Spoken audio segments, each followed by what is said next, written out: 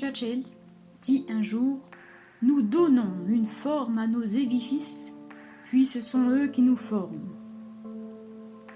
Il avait raison, bien sûr. Pourtant, l'espace n'est pas la seule dimension qui nous modèle.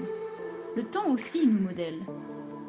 Mais c'est plus difficile pour nous de réaliser que nous modelons notre vie en construisant des systèmes temporels.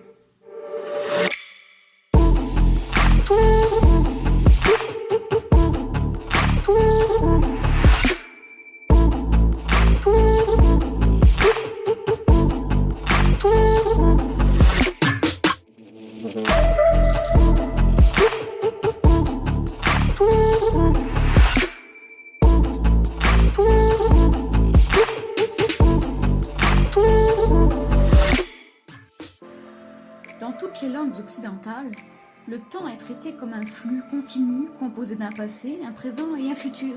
Nous avons réussi en quelque sorte à concrétiser ou extérioriser la manière dont nous nous représentons le passage du temps. Nous pouvons ainsi avoir l'impression de maîtriser le temps, de le contrôler, le passer, le gagner ou le gaspiller.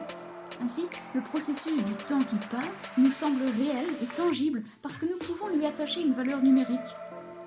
Alors que dans la langue Hopi, les verbes ne se conjuguent ni au passé, ni au présent, ni au futur. Ils n'ont pas de temps, mais indiquent la validité d'une affirmation. La nature de la relation entre celui qui parle et sa connaissance, ou son expérience de ce dont il parle.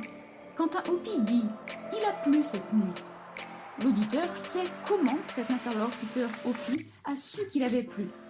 Ou il était dehors et la pluie l'a mouillé, ou il l'a regardé dehors et il a vu qu'il pleuvait, ou bien quelqu'un est entré chez lui et lui a dit qu'il pleuvait, ou encore il a constaté en se réveillant le matin que le sol était mouillé et il en est déduit qu'il avait plu.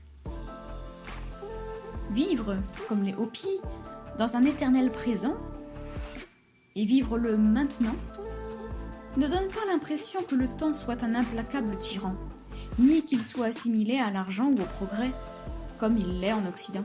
Pour les Occidentaux, le temps est susceptible de s'additionner, ce qui les empêche d'oublier qu'il s'écoule. Ceci peut d'ailleurs être pénible. Pour les Hopis, au contraire, l'expérience du temps est plus naturelle. Comme la respiration, elle est un élément rythmique de la vie. Ainsi, les Hopis ne se sont jamais préoccupés de philosopher sur l'expérience du temps ou la nature du temps.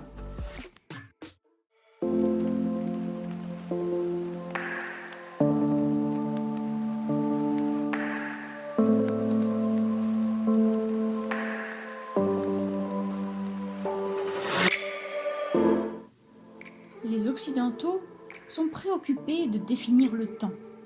Les Indiens américains n'ont pas du tout de mots dans leur langue pour désigner le temps. Et les Japonais n'y voient pas un thème digne d'un grand intérêt. Qu'est-ce que le temps au Japon ? Quel rapport a-t-il avec le temps occidental ? D'abord, il n'est pas et n'a jamais été considéré comme un absolu. Les Japonais ne l'imposent pas à leur musique comme nous l'imposons à la nôtre au moyen d'un métronome ou par la présence d'un chef d'orchestre. Les musiciens japonais et la musique qu'ils jouent sont eux-mêmes la partition d'orchestre. Leur musique, comme leur temps, ont leur source à l'intérieur d'eux-mêmes. Ils n'obéissent pas à des structures extérieures.